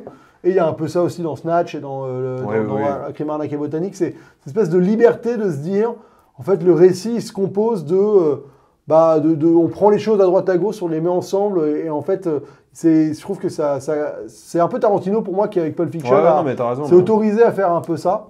Et même avec Reservoir Dogs aussi, tu vois, mais Pulp Fiction, c'est peut-être je veux dire, quand il te fait le coup de la montre, c'est vraiment un truc, je pense que personne n'avait jamais vu cette idée de se dire, vas-y, on coupe le récit, un gars qui vient raconter une histoire pendant 3 minutes et qui permet qu'après il y ait une justification émotionnelle à quelque chose, tu vois. Et je trouve que La Cité de Dieu, il est dans cette lignée-là, quoi. Mais après, en mise en scène, beaucoup plus caméra épaule, un peu avec des couleurs. Il y a un côté très guérilla dans la manière de filmer. Donc c'est vraiment. T'as l'impression qu'en fait c'est documentaire et que la caméra est cachée, qu'ils ne sont pas censés être là, qu'ils ne sont pas censés montrer, c'est ça qui est très fort. Et c'est marrant parce que Le Real a pas fait grand-chose. Les Real, pardon, parce qu'ils sont deux pour la non, Cité il de est Dieu. tout seul, hein, Cité de Dieu. Je crois qu'ils sont deux. Il a fait... Fernandez, quelque chose comme ça. Ah, pour moi, c'est... Comment il s'appelle Ah, j'ai un trou. Pour moi, c'est celui qui a fait The Constant Gardener après, je crois, que j'ai pas vu. Et c'est pas celui qui a fait Robocop. Non, ça c'est le mec qui a fait Tropa de Elite. Parce que ces films se ressemblent un peu. Ou près de toute façon. Ouais, c'est réalisation Fernando Mereyes et Katia Lund. D'accord, ouais, Fernando Mereyes, il a pas fait une carrière de ouf après, il a fait Sur la route. Non, il fait des séries beaucoup. Si je dis pas de conneries, c'est celui qui a fait. Sur la route. Ah, il a fait Blindness. Blindness, c'est très très bien. Ah, j'ai pas vu Blindness. Regardez-le, le pitch est ouf, c'est d'un coup tout le monde devient aveugle. Bah, les deux papes, moi j'ai bien aimé. Il a bossé sur les deux papes. Mais il a réalisé les deux papes, ouais. Ok. Ouais, mais ouais, sinon. Ah oui, ça, moi j'avais vu The Constant Gardener. Et ok. Et Blindness, franchement, voyez-le. Il fait pas mal de séries par contre. D'accord. Je crois qu'il a réalisé un peu de Dark Matter cette année. Bah en tout cas, lui, bon bah c'est peut-être pas le. Ouais, je confonds avec Carnet de voyage quand je disais il a fait Sur la route. Mais c'est un. Moi je trouve que c'est en tout cas c'est son meilleur film. Oui. Vraiment, Il a fait Sympathizer aussi. Tu l'as fait Sugar cette année et Sympathizer. Les deux sont pas. Sugar c'est très bien, Sympathizer c'est très sympa. C'est la série de Parchanouk. Sympathizer. D'accord. Et Sugar c'est une série Colin Farrell en mode thriller noir. C'est pas mal. Ça se regarde vite, 30 minutes, 8 épisodes je crois. Et il y a eu une suite qui est beaucoup moins bien, La Cité de Dieu. Bah c'est ce que j'allais te poser la question parce qu'il y a j'ai revérifié parce que tu vois il y a la nouvelle série qui est sortie là, qui est en cours de diffusion là, qui s'appelle La Cité des Hommes, non Cité des Dieux, la lutte continue je crois. C'est sur Max, c'est depuis le 26 août quoi, donc ça doit être fini là la diffusion. Et donc il y a ça et c'est lui qui bosse dessus si je dis pas de bêtises, ou en tout cas où il est producteur ou un truc quoi. J'imagine ouais. Et donc c'est la suite avec les mêmes personnages. Donc ils sont de retour, tous. Oui, ceux qui peuvent quoi. Ouais, ceux qui peuvent. Donc d'où le personnage principal qui est encore, je sais pas si t'as vu l'affiche du truc, je vais te la montrer mais tu vas vite comprendre que c'est le même. Ouais, parce que le gamin sur l'affiche, c'est pas le personnage principal. Hein, non, pas du tout. Tu vois, c'est ça. Et ça, c'est le personnage principal. Ah oui, ok. Les gens voient l'affiche, mais... ça a l'air moche. Hein. Ouais, l'affiche est pas très belle. Et c'est sorti un peu de nulle part, quoi. Tu sais, genre juillet, on l'annonce. Ah, au fait, le mois prochain, il y a une série Cité de Dieu qui sort. Et c'est la suite officielle. La lutte continue. Voilà, et c'est la suite officielle au truc. Ok. Et ce qui est rigolo, c'est quand moi, donc, quand j'ai vu ça, j'en ai parlé avec des gens, ils m'ont dit, mais tu sais qu'il y a déjà une série, Cité des Hommes, qui a en 4 saisons, un truc comme ça, qui est une grosse série. Et de l'autre côté, il a refait un film, La Cité des Hommes, qui reprend l'histoire de la série, mais en 2 heures. En 2 heures, ouais. Donc ça, j'ai pas vu. J'étais pas foufou. Le film, moi, j'ai pas vu la série, mais le film, il était pas. J'ai pas vu. Ça a beaucoup moins de force que. Ok, ouais. En fait, à un moment, je trouve que La Cité de Dieu, ça condense tous les trucs que tu peux avoir, le côté un peu shakespearien, le côté. T'as tout dedans. Franchement, après, t'as l'impression d'avoir une redite moins bien et moins nerveuse, quoi. Donc, ouais. Donc, grand film, pour parler un peu de cinéma international, moi, ça fait partie de mes films préférés, hein, d'où le fait que j'en parle dans cette vidéo. Ouais. Un dernier film ? Et allez, on va repartir sur du vieux film un peu. Je voulais parler un peu de... J'ai hésité, mais je me suis dit parler d'un réal que j'aime énormément, qui s'appelle Henri-Georges Clouzot, et dont il y a eu un remake il n'y a pas si longtemps, et donc je voulais parler du Salaire de la peur. T'as vu le remake ?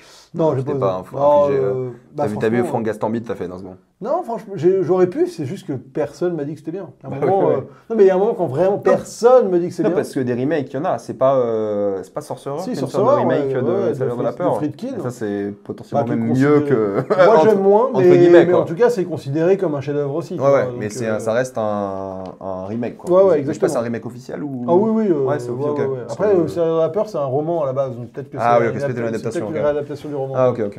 Mais bon, le concept du Salaire de la peur, c'est quoi, c'est 55 ? Salaire de la peur, ouais, c'est années 50. Hein, ouais, c'est quelque chose comme ça. Ouais, je pourrais pas te dire exactement quelle date, mais c'est années 50. Donc le concept, il est ultra fort. Hein, c'est des mecs qui sont un peu paumés, des expats qui sont paumés dans une... 53. Dans je sais plus quel pays d'Amérique centrale. Et en 2 mots, il y a une compagnie de pétrole qui leur demande, parce qu'il y a eu un feu qui a pris dans un puits, et donc ils prennent 2 camions 4 gars, qui doivent trimballer des camions chargés de nitroglycérine sur une route horrible pour faire péter le puits et arrêter la fuite du pétrole. Quoi. Et donc on se retrouve avec un film qui est, en fait, c'est la quintessence du film de tension et de suspense par excellence. Et tu vois qu'on est en 53, et là tu vois la maîtrise. Ça a bien vieilli. Hein. Ouais, moi, je l'ai pas vu depuis longtemps, mais ça a bien vieilli. Ils sont en 4K bientôt. Ah, je vais donc ça, je vais le prendre direct. Parce que tu vois la maîtrise, en fait, d'un réal sur... un truc qui est du pur cinéma, quoi. Parce que c'est vraiment... je veux dire, il y a une séquence où ils doivent prendre un virage avec un semi-remorque. Ouais. Et en fait, pour prendre le virage sur la route de montagne hyper escarpée, il y a une espèce de rajout en bois qui a été construit, tu vois, mais tout pourri. Non, bah, c'est hyper connu, c'est la scène la plus connue du film. tout pourri, et ben la maîtrise de cette séquence-là sur le stress de putain, ça va craquer. Pop, là, c'est vraiment, vous voyez ça, vous vous dites, mais en fait, tout le cinéma d'après a été pompé sur cette maîtrise-là. Du stress, de comment tu mets en place ces éléments, tu sais, le petit détail que tu refilmes plusieurs fois, le machin, et c'est vraiment hyper fort, quoi. Et ça, je dis, il y a cette séquence, mais il y a plusieurs éléments dans le film qui sont vraiment hyper magistraux à ce niveau-là. C'est un film que je trouve hyper désabusé. Moi, j'adore le cinéma désabusé. C'est-à-dire, qu'est-ce que tu veux dire, non? Parce que... c'est en fait, fondamentalement, c'est des morts ambulants, en fait, les gars. Enfin, tu vois, il y a un côté où les persos, ils ont plus rien à perdre et ils vont dans une quête qui est vaine. Enfin, tu vois, il y a un côté où... Ah, ça que tu dis, désabusé. Ouais, c'est un film qui est noir. Enfin, tu vois, qui raconte qu'il n'y a pas d'espoir, en fait. Non, mais c'est une quête, entre guillemets, inutile. Ouais, un peu. Et les persos, ils espèrent y trouver de l'argent. Enfin, tu vois, ils font ça pour se sortir d'une condition parce que ils sont bloqués là où ils sont. Mais en vrai, ils sont peut-être un peu déjà morts, quoi. Il y a un peu ce truc-là. Et il y a un truc aussi multinational. Souvent, je confonds un peu avec Sorcerer parce que c'est vrai que j'ai les idées en tête qui... Non, mais là, si je dis pas de conneries, je pense qu'il y a plusieurs nationalités dans le salaire de la peur.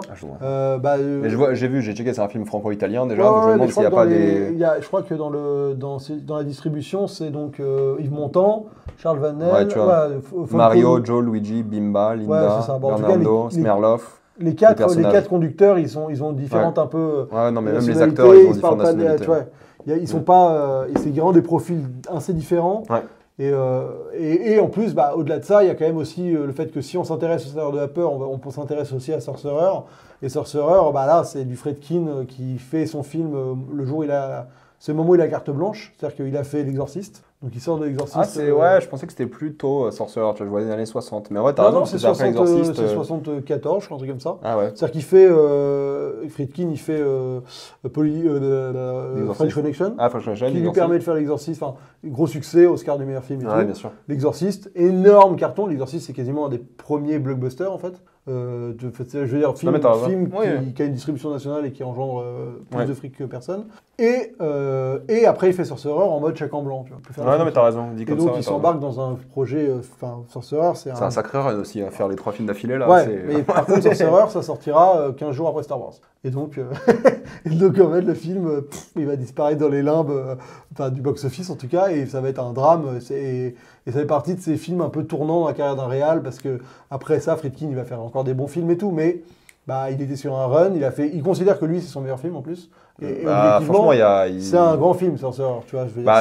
Moi, je pense que c'est son... J'ai pas vu tous ses films. En vrai, après, années 80-90, j'ai pas vu beaucoup de lui.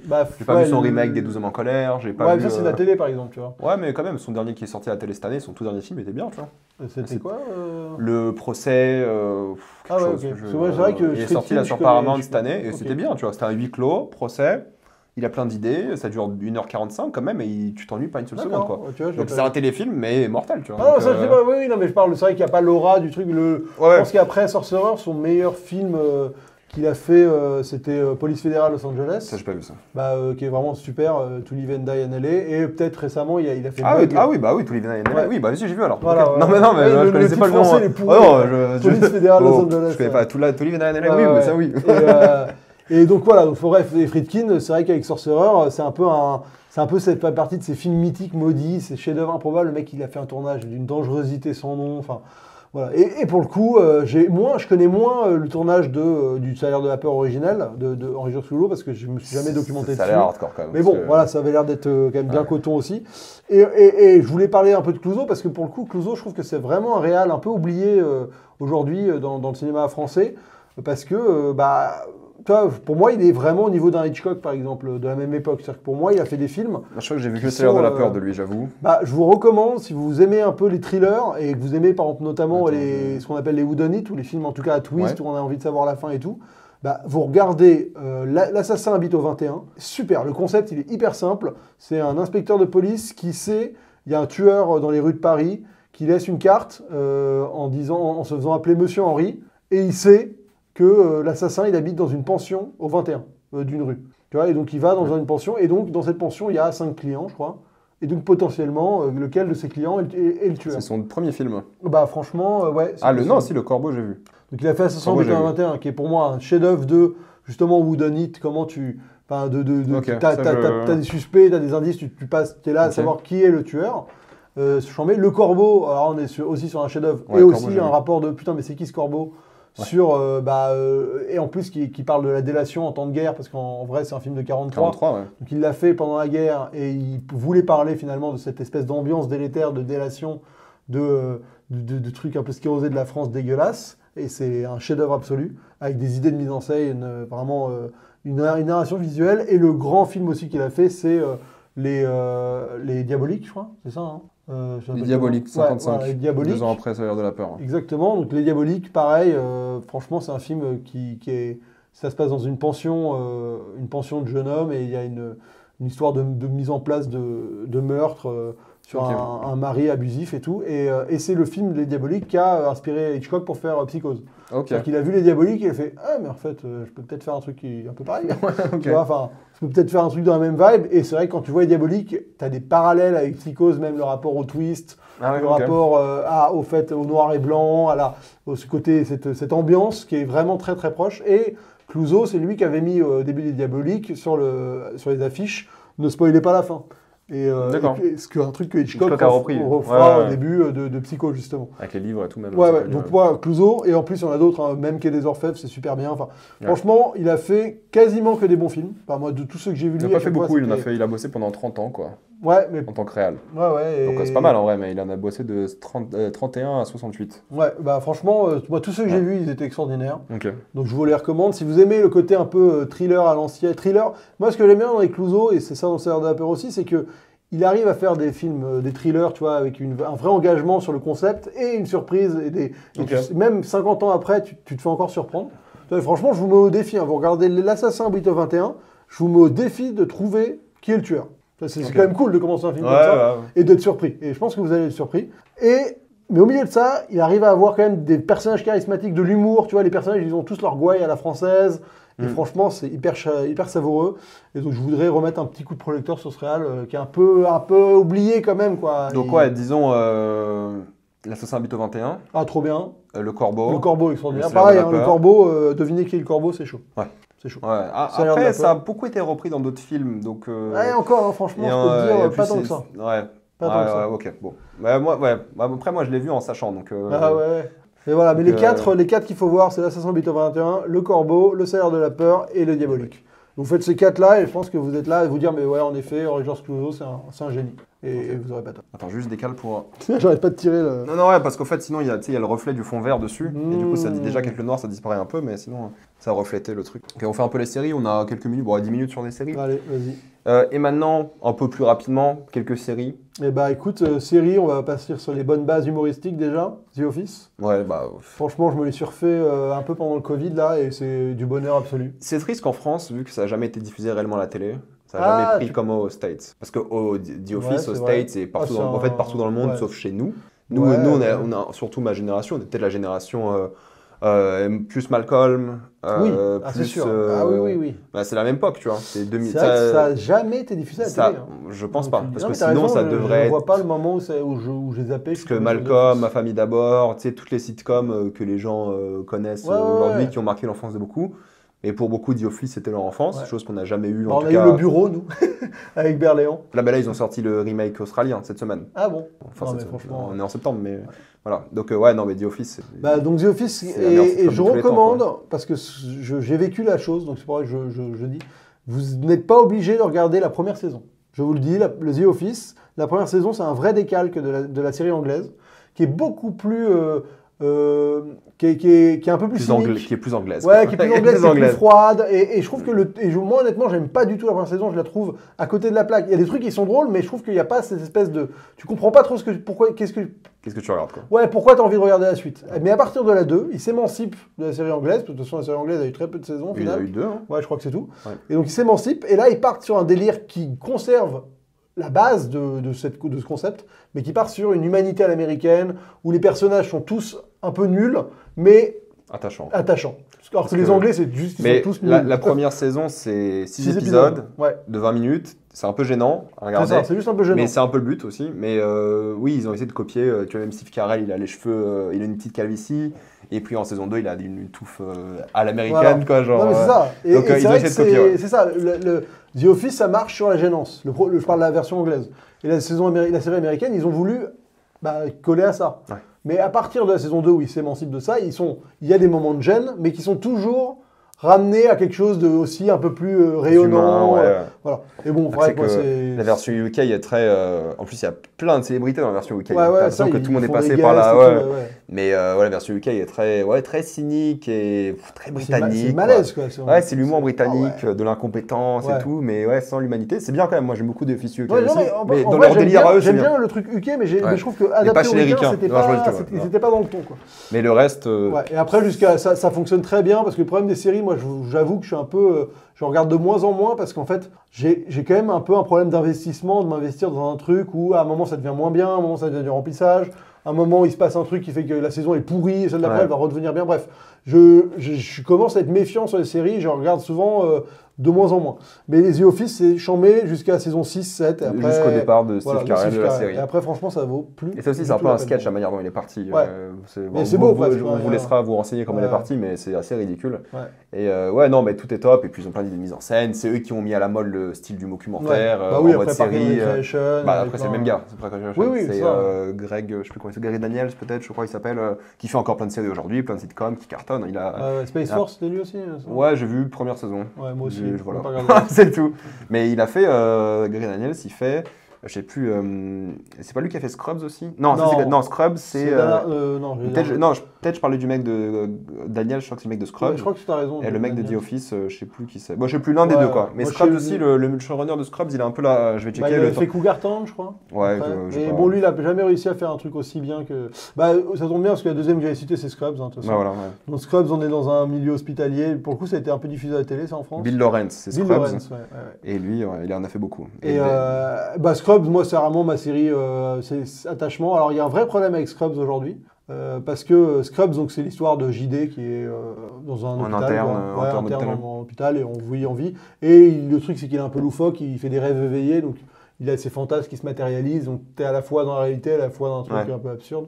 J'aurais pas décrit comme ça la série, tu vois. Ouais. Bah ouais, non, mais t'as raison quand tu le dis, mais c'est vrai que c'est pas ce qui m'a plus marqué dans Scrubs, quoi. Ouais, mais c'est ce qui donne son ton un peu cartoonesque. Ouais, non, mais je suis d'accord, mais tu vois, c'est pas comme ça que j'aurais introduit la série, quoi. Ouais. Mais t'as raison, parce que les gens vont s'attendre à un truc fantastique, mais en vrai, ça reste fantastique entre guillemets, mais ça reste très vie d'hôpital. Oui, c'est ça, ouais. C'est de la comédie dans l'hôpital, mais avec ce côté un peu fantasque. Et le vrai truc un peu frustrant avec Scrubs, c'est qu'aujourd'hui, c'est dispo sur Disney+, je crois, mais ils n'ont pas les droits des musiques qu'ils utilisaient à l'époque. Oh non. Et donc, ils ont perdu. Ça sert à rien. Et à l'époque, il y avait vraiment des hits, quoi. Épisode 5, t'as Alléluia, c'est ça. Genre de truc, tu vois, voilà, exactement. How to Save a Life qui a marqué. Sans les musiques, c'est pas possible. Voilà, t'as les frais. Puis piraté là. Non, mais sans déconner. C'est vraiment problématique. Ouais, parce que le Blu-ray ou le, je sais pas quoi, le DVD. Et la série jouait vraiment en plus sur ce rapport musical où, par exemple. Kung Fu Fighting, j'en ai 1000 des exemples. Ouais, il y en a plein. Et ils n'ont pas perdu toutes les musiques, mais ils ont perdu une énorme partie. Parce qu'en streaming, ils n'ont pas les droits, c'était des contrats qu'ils n'avaient pas. Book of Love. Journée, à un moment, il y a comment il s'appelle, la chanson de Journée, bref. Believing Don't Stop Believing. Don't Stop Believing, qui est un moment clé de la saison où deux personnes vont dans des chemins différents. Bref, ça raconte, c'est hyper important et franchement, c'est hyper frustrant. Mais franchement, c'est une série que je trouve aujourd'hui qui reste hyper attachante pour moi. C'est chambé jusqu'à la saison 6, après ça tombe, mais au moins il y a une vraie fin où ils vont au bout de l'émotion et c'est satisfaisant. Et je trouve que c'est là où The Office rejoint aussi ça, dans les séries humoristiques américaines, mais je trouve qu'ils sont très forts globalement là-dessus, c'est de réussir à partir d'une base où tu as l'impression qu'il y a déjà tout, mais ils s'autorisent à prendre le temps de faire vivre, l'univers continue à vivre.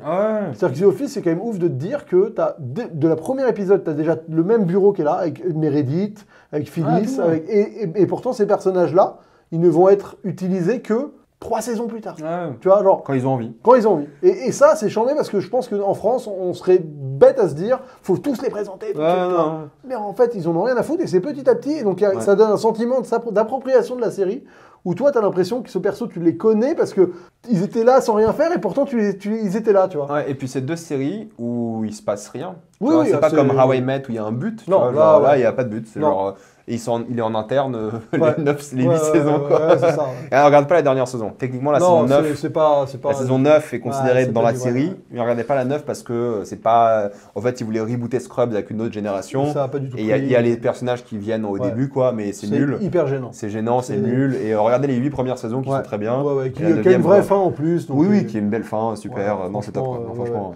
Non, après, pour partir dans un autre délire. Et juste pour. Attends, je te coupe sur Bill Lawrence, donc c'est Scrubs, mais là récemment, il a fait Ted Lasso et Shrinking. Ah ouais, Ted Lasso en producteur. Et Shrinking, c'est bien aussi, si t'as pas vu. Ted Lasso, chambé. Shrinking, c'est avec Harrison Ford et Jason Segel. Et c'est très bien. C'est humoristique aussi. C'est une comédie, une dramédie, quoi. C'est ça. Ah ouais. Ah ok. C'est sur Apple, c'est une sitcom Apple, très bien. Ok. Parce que putain, Ted Lasso, franchement, j'ai kiffé. Saison 4 bientôt. Believe écrit. Ouais. Ah bon. Ouais, il tournage au début 2025. Ouais, trop d'argent. Ah ouais, ok. Apple, il galère. Ah ouais, franchement, c'est tellement bien. Trop d'argent. C'est hyper agréable. Et tout le monde revient, sauf Jamie. Ok. Jamie Tart, apparemment pour l'instant. Ah oui, ok, bon, ça va, c'est pas celui que. Ouais, moi j'ai beaucoup mais dans Ted Lasso, j'aime bien tout le monde, mais bon, on peut ne pas être là, je vais pas. Mais du coup, c'est Bill Lawrence et. Ok. Et du coup, Greg Daniels, je crois que c'est ça son nom, qui s'occupait de The Office. Lui, il a fait récemment Upload, je crois. Je crois qu'il fait en ce moment Bad Monkey sur Apple TV. Je vérifie. Ouais, vas-y. Mais voilà, ça reste. Ah bah c'est des mecs solides, de toute façon. Parks and Rec, évidemment. Space Force, c'est vrai que c'est lui. Ouais. Et sur les cadors de la série humoristique. Ouais, The Office, Parks and Rec, Space Force. On est sur les cadors.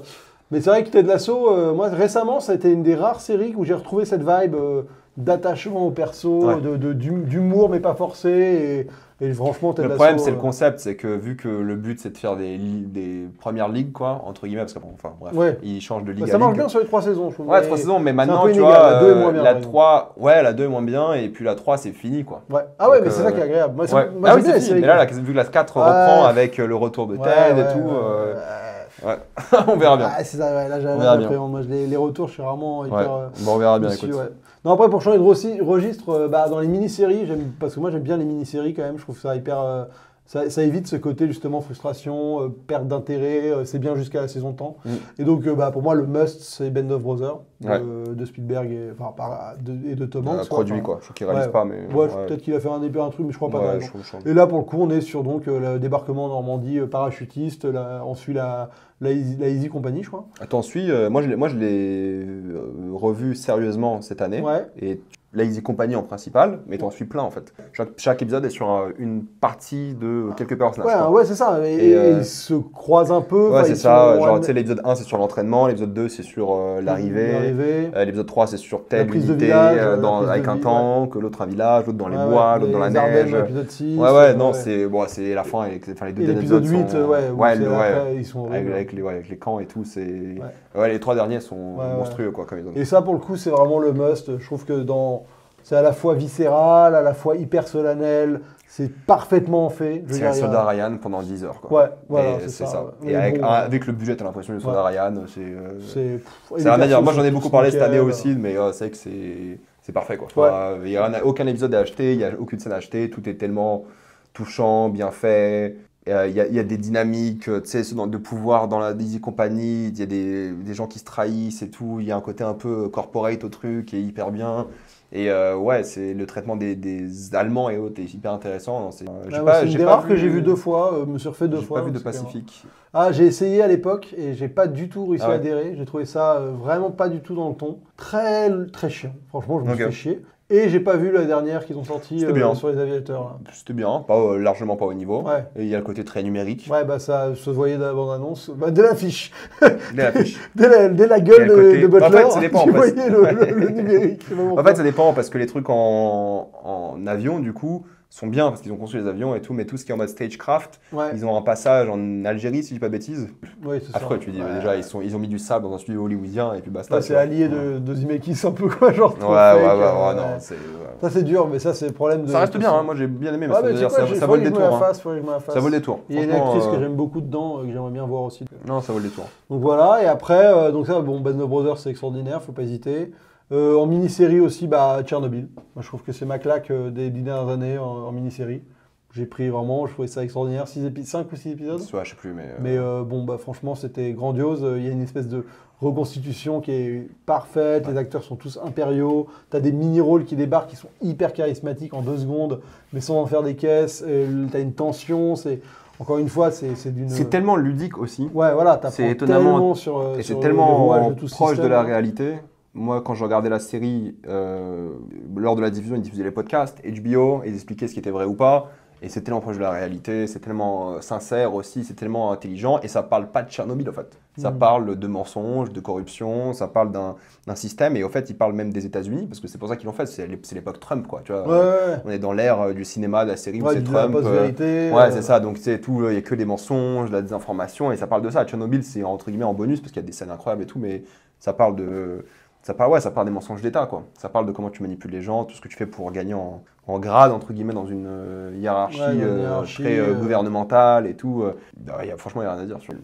C'est parfait, quoi. Je pense que tout le monde l'abuse aussi, mais c'est l'une des plus grandes séries de tous les temps, sans aucun doute, quoi. Même le travail de mise en scène, la reconstitution. Je suis allé voir les lieux de tournage de Tchernobyl. Ah ouais. J'étais en vacances en Lituanie, après c'est ça, sorti. ils ont tourné en Lituanie. Ouais, et je suis allé, c'est une, entre guillemets, pour nous, ce serait une cité, quoi. Ouais. Et je suis allé là-bas et ils ont dit, ouais, ils ont construit plein d'endroits pour les enfants, pour exploiter la ville pendant, c'est un quartier quoi, à côté de Vilnius, pendant plusieurs mois quoi. Et je me rappelle dans le podcast, ils disaient même que ça les a pas dérangés d'avoir des fenêtres en plastique. Parce qu'à l'époque, c'est des fenêtres en bois, tu vois, forcément. Ouais. Mais ils ont dit, on va pas repeindre, enfin, il y a des trucs, oui.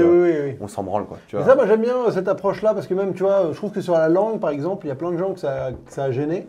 Qui parlent tous avec un accent britannique. Mais moi je trouve qu'en fait, il y a un moment, on s'en fout totalement. On s'en fout, je veux dire. Ils vont pas, tu sais très bien qu'une série comme ça va pas être tournée en langue ukrainienne, ça n'aurait pas de sens. Ou en russe d'ailleurs, ou les en deux. Russe, ça aurait pas de sens, on le sait tous. Et les faire parler avec des accents russes, mais ce serait. C'est l'approche La mort de Staline. Ouais. Où là, mais vu que c'est une comédie, La mort de Staline, ils font des accents pour symboliser un peu les classes sociales. Et c'est super drôle, tu vois. Mais parce que ou tu fais le truc authentique et tu le fais en russe, ok, mais tu sais que personne ne va regarder. Voilà, surtout aux États-Unis. Bah c'est ça. Et surtout, tu peux pas trouver. C'est une autre production. Tu dois trouver les comédiens russes. Là, tu peux prendre les meilleurs acteurs britanniques et tout. Et moi, ce que j'aime bien, par contre, c'est que quand même, ils ont gardé tous les textes. Stellan Skarsgård, il est suédois. Ouais, suédois. Tu vois, genre. Par contre, ils ont gardé tous les textes en russe et ils ont gardé toutes les voix ambiantes en russe. Ouais. Tu vois, donc là, je trouve que l'ambiance, elle est là, mais forcément, les acteurs, au moins, ils peuvent jouer à donf en anglais bien. Donc ça, franchement, grosse série, grosse claque. Et après, si je devais prendre une dernière série, un truc un peu bizarre, parce qu'on ne penserait pas à le citer, ce serait Les Experts Las Vegas. Alors là, t'es tout seul. Ouais. Non, mais Les Experts Las Vegas, je pense qu'il y a un truc. Alors, faut se rappeler, en fait, de qu'est-ce que c'était à l'époque, Les Experts. On était dans un monde... C'est quelle époque même?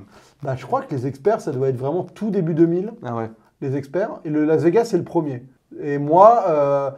à l'époque, c'est diffusé à la télé. À une époque, ça a été diffusé il y avait 3 soirs par semaine sur TF1 qui diffusaient Les Experts. C'était absurde. Enfin, je veux dire, il y avait le jeudi, c'était Las Vegas. Le mardi, c'était Miami. Genre, le samedi soir, c'était New York, quoi. Ouais. Donc, c'était bon. On en verra le cul et c'est devenu nul. Enfin, je sais même pas si c'est devenu nul, mais moi, j'ai pas regardé l'intégralité de la série. C'est aussi ça, le jeu des séries. C'est quoi Les Experts en anglais? CSIs. Ah, c'est tout ça. Crime Science mais Investigation. Du coup, toutes les variantes... Genre NCIS. Non, ça c'est le parallèle. NCIS, c'est si je dis pas de bêtises, c'est les crimes commis au sein de l'armée. Okay. Enfin, tu vois, je crois qu'il y a un lien comme ça. J'ai jamais regardé trop NCIS. Parce que de toute façon, il y a 27 saisons de chaque saison, de chaque série. Clair, pardon. Mais Les Experts Las Vegas, moi, je trouve que au début, j'ai kiffé parce que j'avais les DVD. Okay. Et donc, je m'étais maté vraiment les premières saisons dans l'ordre. Tu vois, et mine de rien, il y a un peu de feuilletonnant. Les persos ont des vrais trucs à défendre. T'as le perso principal de Gil Grissom que je trouve extraordinaire.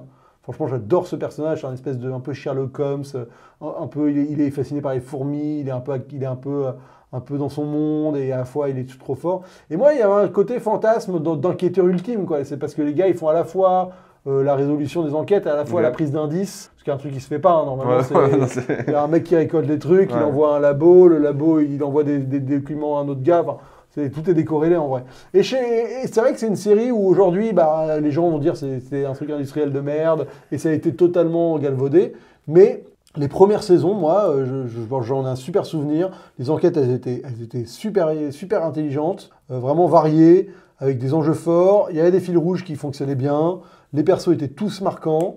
Et la mise en scène était stylée, tu vois, l'histoire de visualisation des meurtres qui apparaissaient un peu en surimpression sur les scènes. Enfin, les indices étaient faits un peu en 3D. Enfin, il y avait un truc quand même. C'était assez moderne à l'époque. Alors c'est sûr qu'aujourd'hui, les experts, c'est vraiment, on a l'impression, c'est la vieille téloche, quoi. Mais bon, pour parler un peu de vieille téloche, je sais que David, il a parlé de Colombo. Bah moi, mon Colombo, en fait, c'était les experts. Quoi, tu vois. Mais Colombo, moi je savais pas, mais Colombo, il y a pas 1000 épisodes, quoi. Non, il y en a 50. Il y en a pas beaucoup. On en parlait, il y en a genre 6-7 par saison, un truc comme ça. Il y a genre 6 saisons, je sais même plus ce qu'on avait dit, mais. Ouais, ils étaient tous sur Prime à une époque. Ouais, enfin, tu vois, c'est comme ce que je disais en vidéo, c'est comme Mr Bean. Tu penses qu'il y en a 1000 des épisodes, mais alors qu'il y en a une saison, je crois, Mr Bean. Je crois qu'il y a 12 épisodes de Mr Bean, tu vois. T'as l'impression qu'il y en a genre, t'as vu ça toute ta vie, c'est passé en boucle à la télé. Et c'est marrant parce que ça, c'est un truc, pour finir sur ça, qui n'existe plus. Il n'y a plus rien qui passe à la télé. Enfin, il n'y a plus personne qui regarde la télé de une. Ça existait encore, mais c'est vrai que notre génération n'est pas du tout au contact. Non, mais même toi, tes enfants, ils traînent sur les plateformes de streaming aujourd'hui. Oui, pas la télé. Ils savent même pas que la télé existe. Mais vraiment, la dernière fois, je crois que j'ai dit, faut qu'il y a un film qui passe, on va essayer de le choper à la télé. Dans le concept de fallait allumer à un moment précis.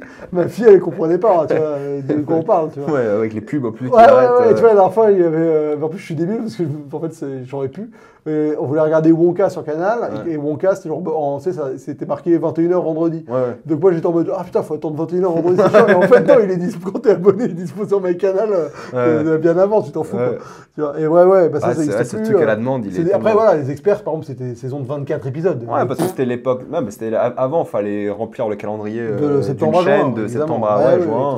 Aujourd'hui, maintenant, avec les plateformes, tu balances pendant 2 mois une série ou un événement comme Netflix. Exactement, mais c'est sûr que c'est plus du tout la même logique. Et donc, je pense que c'est un vrai délire où on n'arrivera plus à.